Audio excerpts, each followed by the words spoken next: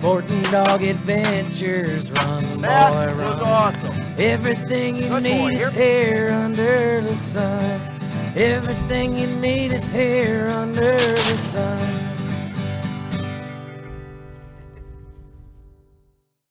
The Sporting Dog Adventures podcast is proudly brought to you by Soggy Acres Retrievers. Whether you're looking for a black, yellow, or chocolate Labrador Retriever puppy, please check out our website for more information at www.soggyacres.com.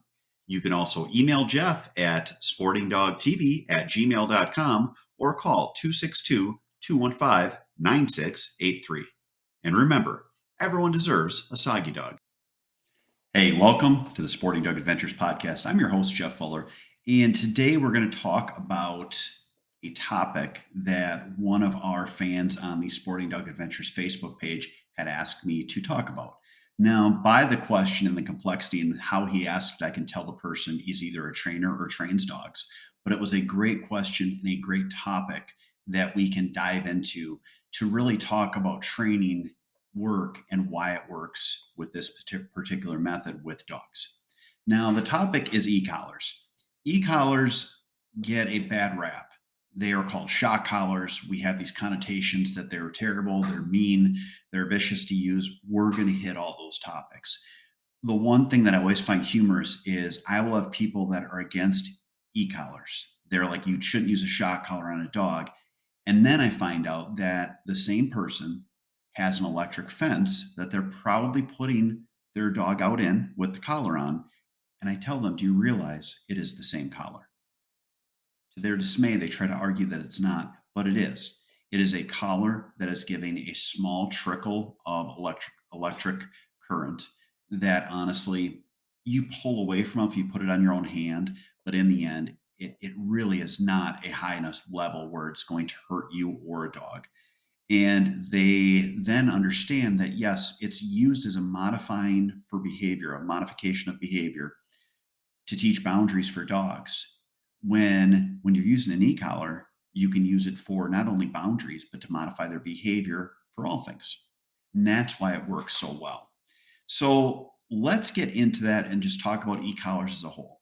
E-collars is a collar that is a remote training system where you are using a collar that straps around the dog's neck. It's usually got a size about that big that sits right there. You put it under their chin. You want to make sure it's up toward the top of their chin because dogs are muscular, and as their necks go up, they taper. And you want to have it tight enough where only about 2 fingers would fit under the collar. It's going to feel like it's on really tight, but you want to make sure that you have good probe contact, because what will happen is if you don't have the collar on tight and the probes are loose, you're going to turn the collar up because you're going to think the dog's not listening. Maybe they're looking this way. Now they look this way, and both of the probes are touching, and you're giving the dog an unfair correction that is too high. So you want to make sure, again, that you have it on tightly, that you are form fitting it so 2 fingers fit under, and then you're going to work with your dog with the collar. You're going to start with finding what level the dog is at. You start at the lowest setting, you put the dog at a sit, you tell them nothing, you just push the button. When you hit the right setting, the dog will either jolt a little or they'll kind of look around it, curious, like something's going on. That's where you start with the collar, where it's on that level. So now we're going to talk about doing collar conditioning in the second part of our episode today, because this is actually week 2 in the obedience course that I'm taking everyone through. Several weeks ago, we did week 1, which was teaching the dog to sit and teaching them here and teaching them to kennel. Now we're going to talk about how we introduce the collar and start doing something called collar conditioning. So we're going to jump ahead to work with the collar in more of a general fashion. We're going to talk about the collar where first we're going to talk about positive reinforcement. We're going to talk about negative reinforcement. We're going to talk about the collar as a training tool for avoidance training. We're going to talk about using the collar with punishment, how the collar can create anticipation, and how we're getting the dog to work on their commands. And then finally, as I look at this, we're going to talk about creating structure and being consistent, and how long you need to really bear down and use the collar every time you have a refusal so that you get a dog to create it as habit. So let's talk about positive reinforcement. When you're training with your dog, you're going to use a negative reinforcement, and your negative on this is the collar, but you have to use positive reinforcement. People struggle, especially men, with using positive reinforcement because they think, as guys, we think that we can just say, good dog. That actually sounds like you're very upset with your dog. We have to realize that you have to use a good voice inflection, good dog, good, and then it's about your body language. Arms crossed, standing upright, peering down at your dog, towering over your dog is bad posture for the dog as far as their body language and how they're reading you. You want to be bent over slightly at the waist, arms out, good dog, yay, pet the dog, because then they're going to understand, wow, they really like what I'm doing. Dogs are bred with a willingness to please. They want to please you. So you're going to give that the sight that you're pleasing or that the dog is pleasing as a positive reinforcement. When you're using your positive reinforcement, you want to basically hit that point where 10% is going to be your negative reinforcement, whether it's with your voice or with your e-collar, and 90% is going to be positive. You're going to accomplish this by having a dog sitting and repeating a command over and over. Sit, good dog. Sit, good, sit, good. Again, the dog is already seated, but you're repeating the command over and over so you can positively reinforce the dog. That is where I want you to be. Then you're going to use it also when you walk at heel, when they walk at kennel, when they come to you. You're going to use that positive reinforcement of telling them they're good. When they're giving them these commands, give the commands over and over again. If they're coming to you, here, good dog, here, good dog, here, good. Kennel, good dog, kennel, good dog, kennel. And when they're in the kennel, kennel, good dog. Heel, good dog as you're walking. Heel, good dog. Heel, good. Again, we're using this so that when we do use that negative reinforcement, it is not so often that the dog gets a bad training attitude or that the dog starts to look at it as a huge negative. It's going to give them in their mind that thought process that, okay, when I do this, he likes it or she likes it. When I do this, I get a negative reinforcement. They're going to start to modify their behavior to do the positive. That is what you want to do as far as training with your dog. Use a lot of positive. Again, your negative reinforcement. Now, this is where you're using the collar, and there's no better way to say it than it has to be uncomfortable for the dog when you use it. It has to be a negative. It has to be where the dog thinks in their mind, that sucks. I don't want that to happen again. Look at it as almost the same as training when you have a kid, you have a young toddler, and they're reaching for a hot stove. When I was a kid, they would slap my hand. Then I would pull my hand away, and it hurt. But I knew that it was danger. I knew not to go and grab the hot stove. And it was enough where I pulled my hand away because it was discomfort. It wasn't abuse. It wasn't done so that it broke my hand. It was done at a level that was high enough where it was like, oh, yeah, ow. You're going to do that with the dog. You want it to be where that e-collar correction makes the dog feel some discomfort. I know we don't want to hurt our dogs, but in the long run, you're going to use this. And we'll explain this why you're going to use it, because it's going to be better for the dog. It's going to give them structure. It's going to keep them safe. You're going to use it so that it's a negative reinforcement, but again, not multiple times over and over, putting them in a position where you're going to use this negative reinforcement. We want to have it where you're giving a ton of positive as well. You're modifying your behavior. You're taking them to where they're choosing where it's fun and they're getting a lot of positive from you, and that they know they don't want to get that negative that is discomfort. Then you are going to start to use it where you're working with them in a training atmosphere, you're walking, you're sitting them, you're calling them to you. Start out where there's not a lot of diversions, not a lot of excitement around you, so that it's just you and your dog as you're working with them. And you'll get them so that they work in a great manner with you, and you can slightly up the level of excitement. When I send dogs home after they do go through our obedience course, I always tell people, start out in your yard, eventually walk down the street, start talking to neighbors while you're taking your dog out on a walk, and you can work up to the point where you are at a park or taking the dog for a walk in town. But we don't want to put the dog in a position where they're going to fail immediately. We want to take them, have them be in a position where they can succeed so that we can heap that positive praise on them. Now, there is a time when you'll use it for punishment, and I'm going to explain the difference. But a punishment would be if a dog jumps up. Dogs should not jump up on people when they're standing. I know it's very common. I know some people think that it's okay, but you have to realize your dog could jump up on someone that is old or infirm and it could hurt them a lot. The last thing you'd want is for your dog to jump up and knock someone over and they break a hip and they pass away. It would be something that would bother you for the rest of your life. You want to make sure that the dog understands I do not jump on people. That is where you would have the collar. And if the dog jumps up, you would immediately yell no or down and push the button. You want to always make your corrections simultaneous with the command. And on this, it would be a punishment where you're stopping them from jumping up. The other time that I tell people that it is a good use is if a dog is counter surfing or grabbing things. We don't want dogs grabbing food or other items off a counter. We once had our dogs where they grabbed a bottle of medication and ate it. Cost us $10,000 because it was medication a dog cannot have. So we had to have their stomachs pumped and have them in an ICU and then a hospital for a couple of days.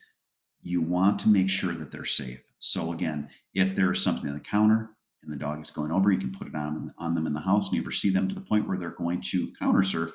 When they jump up, it's no or down. Give these commands. This is the time when you use it for punishment. Now, why collars get a bad name? Because people do use them as punishment, but not in a constructive way. You will have people that don't go through the steps like we are going to go through in our 3-week training process, teaching people obedience, where they will use it for punishment only. The example given is the dog is outside, it does not have a collar on. The dog's running around, it's not listening. You're calling the dog here, the dog's not coming, it takes you an hour to catch the dog. People will then get angry. They go in and they put that collar on the dog and they start correcting him. At that point, you're not correcting, you're punishing. You're not modifying behavior. You are making it where you are just punishing the dog. We have to get them to the point that they think that by coming to you, they are turning pressure off or avoiding pressure. And then they're coming to that positive reinforcement. And this comes down to anticipation. You want dogs to anticipate being corrected by not listening so that in their minds, they think if I listen really fast, I'm not going to get corrected at all. And this is why when you talk about e-collars, they will all have a warning button on them where it vibrates the collar. And people will say, you know what? It's great. I only have to use the vibration and the dog comes right in. I do not use this at all. I tell my clients not to use it at all because you are conditioning your dog to listen the second or third time, depending on how many warnings you're giving them. Some people feel good about that. They think, you know what, but I want my dog to be warned. I don't want to correct them. I totally understand that. But what I explain to my clients when they take their dogs home is the last thing you want is a dog that thinks they get 2 or 3 times until they have to listen, and then have your dog running to the road after a bunny rabbit with a truck driving by at 70 miles an hour. You want the dog that thinks every time I don't listen, I get immediately corrected, because when you yell here, you do not want the dog to continue.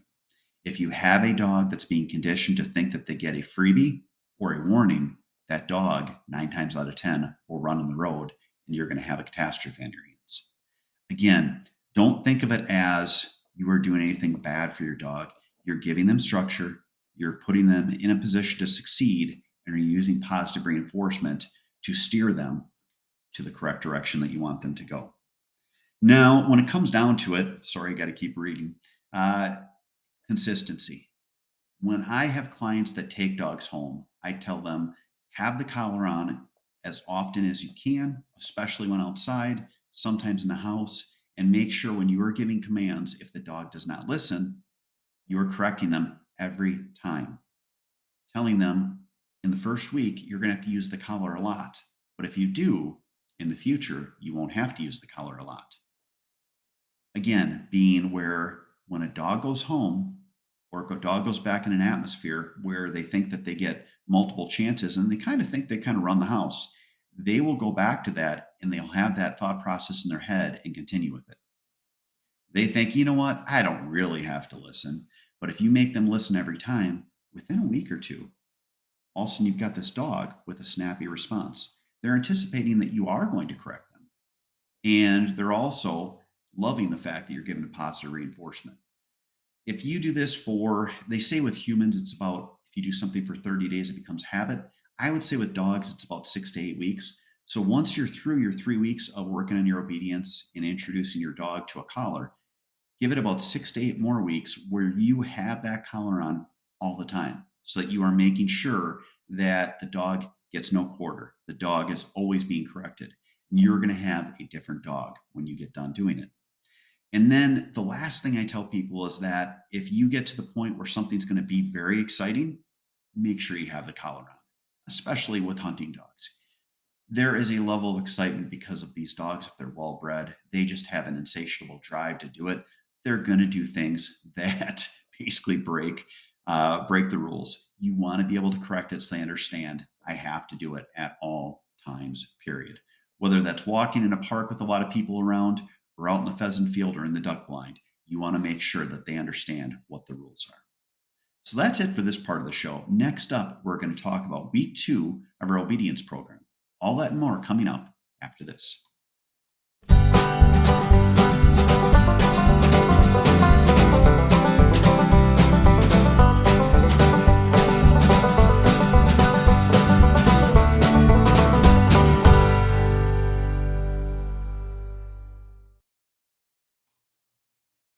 If you love the shooting sports like I do, you need to check out our friends at Mech Outdoors. They have fantastic products, whether you're looking at shot shell or metallic reloading, or you want to get yourself a clay thrower so you can practice up for the season. For more information, check out their website at mechoutdoors.com. It's Jeff Fuller from the Sporting Dog Adventures podcast, and I need a little help. Please stop what you're doing and give us a 5-star rating. Follow us on the platform you're on. Give us a thumbs up. And above all, share our podcast with your friends and family. Our podcast will grow even more, and we can get more people involved in the sport we love with dogs in the field. Hey, welcome back to the show. So we talked about e-collars, why to use them, how they work, and why they work. Now I wanted to talk to you about week 2 of our training program. A couple of weeks ago, we talked about week 1, where we work with the dogs on commands. We use a prong collar, and we get them so they understand what their commands are. When you start week 2, you have to make sure that the dogs know what the commands are. We don't just put a collar on for punishment and then teach with the collar. We make sure they understand the commands, and then we transition it to using the collar in week 2. How to use a collar. The number one mistake everyone makes is they put a collar on and start using it to reinforce. Don't do that. If the dog has never had a collar on, you need to do something called collar conditioning. Collar conditioning is teaching the dog anticipation. They're anticipating the fact that they know they're going to get corrected if they don't do a command quickly. We start this with the sit command, where every third time when you say sit, you push the button on the collar. What you'll notice after a day or 2 of this is the dog will start walking, almost dragging their butt because they want to sit quickly, because they're going to beat that correction. You then transition that to working with the here command, where you're calling the dog toward you. Now with this, you're going to put them on a sit, make it a remote sit, which is the dog sitting away from you, have a longer leash on you. And when you say here, if you're going to use the collar or not, pull the dog toward you. You want to teach them again that they're going to anticipate, their anticipation of not coming to you will create a correction so that you're pulling them to you so that they think, if I run toward him quickly, I'm not going to get corrected with the collar. Again, every third time. You're then going to work on the kennel command, where you sit the dog and tell them kennel, so that they're going away from you into the kennel, and that they are then hurrying to go into the kennel, because every third time when you say kennel, you're going to correct them. Now, it's not necessarily, that would be wrong to say correct them. You're just going to use the collar, and you're going to use it for part of the conditioning. So you're simulating a correction, creating anticipation. After a week of your collar conditioning, working on the sit, the here, and the kennel command, you're now going to start working with the dog where they have a leash on. What I do is I will actually, in week 3, I'll drop the lead and I'll start using it for reinforcement. We're going to talk about week 3 and how we use the collar and get to the point where we have the dog off lead and work with them on their commands. Again, here, sit, kennel, and heel. And by the end of next week, we're going to have our dog off lead and obedient. So that's it for this part of the show. Next up, we're going to talk about why you only take dogs out when they're trained, and especially trained with an e-collar. All that and more coming up after this.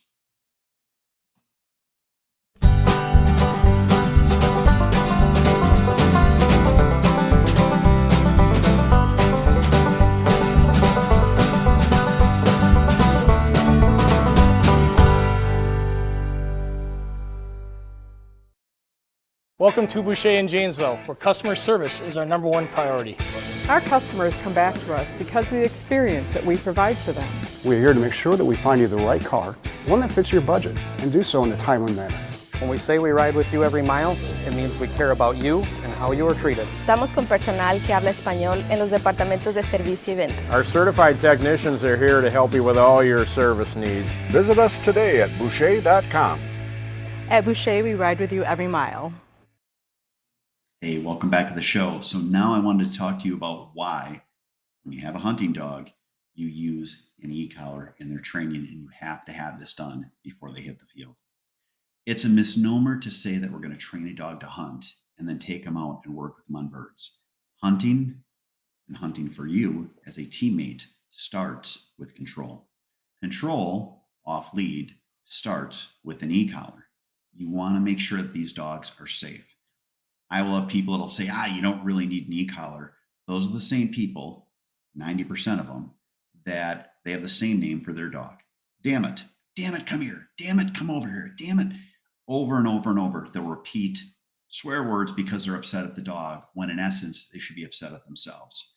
I had a dog once where we were filming where their dog was in my decoys. They were about a quarter mile from us, and they didn't have a problem with it. The dog would just run around the marsh. Well, we shot some birds, and the dog would not leave our decoys, so the birds were flaring. I then walked over, and I'm standing in their decoys. And they're like, "What the hell are you doing, dude? We got birds all over the place." I said, "I know. So do we, but your dog's in my decoys. Control your animal." They weren't real happy about it, but in the end, it's their responsibility. Their dog was not safe, because if we had birds come in and didn't see their dog, we would have shot towards those birds, and we could have hit their dog. This is what you need to think about when I talk about safety in the first part of the show, and safety in general in hunting. Dogs need to be out of control, or dogs need not be out of control, because that is when you're putting them in front of gunfire. We have to make sure that they're obedient, that you're a handler, and you're making sure they're under control, and so that they only leave when they're commanded to leave, or they stay in range. Upland dogs as well. I've hunted with people that run after their dog's in the field. Yes, run. They will jog behind them because the dog is on a bird. You have a gun in your hand. Your dog is not safe now, neither are the people you're hunting with. You need to have your dog under control where you can correct them, either giving them a one whistle sit in an upland situation or a waterfowl situation so they're stationary, or calling them back to you and having them do a good recall because they know they have no option. We have to make sure that dogs don't bolt in front of the guns, or don't run over the hill and kill our hunt and run into someone else's field and put themselves in a position where they either run away, they get shot, or in the least bit, they ruin your hunt. That is why you have to have your dogs trained. Have them under control. Remember, the first 6 weeks of your training for a hunting dog are all control. You're not working in the field if you're doing it right, because you're working on their obedience, their mouth control, and their e-collar work. Once you have them under control, that's when it's fun for you and the dog, because now you get to go out in the field and start working as a team. Also remember, you are a teammate, not a hunter. You're a handler, not a hunter. That comes first. You have that responsibility to your dog, and you're going to have a lot better time in the field. Thank you so much for listening to today's show. We really appreciate everyone listening to our show. We have one of the most popular dog-related podcasts on the web, and it is because of you. Please, if you want to give us some ideas on stuff you want to hear, email me at sportingdogtv@gmail.com, or go on our Facebook page. We're Sporting Dog Adventures TV on Facebook. We are Soggy Acres on Facebook. We've got a YouTube channel. We're on Spotify, iTunes, Anchor app, so many different places you can find our show. We love putting out content for you to listen to. Everyone have a great week, and God bless.